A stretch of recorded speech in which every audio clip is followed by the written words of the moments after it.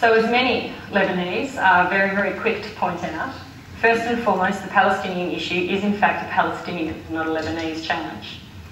However, as the last 6 decades have demonstrated, the Palestinians, stymied by the Israelis, and too often failed by their own leaders and the international attempts at engagement, have made little headway.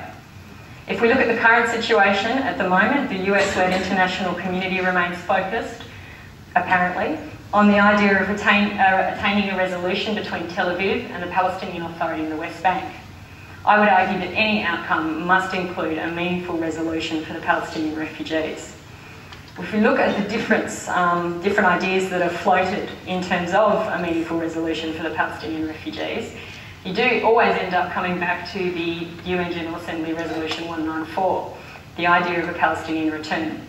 I would say today this can be considered in 2 ways: a full return, a full application of 194, or the inevitably more likely idea of a modified application of 194.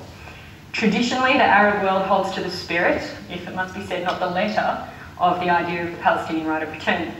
On the ground in Lebanon, factional leaders, and probably more importantly, political sentiment, often advocates the completely non-negotiable status of this stance. In this way, the right to return remains a cornerstone of the Palestinian identity. It's based on a personal and collective historical memory, and in what I think Western sources often minimise, the expectations generated by the international community through its establishment of UNRWA and through the continual renewal of its mandate, which explicitly endorses the status of the refugees as exactly that, refugees with rights to return home.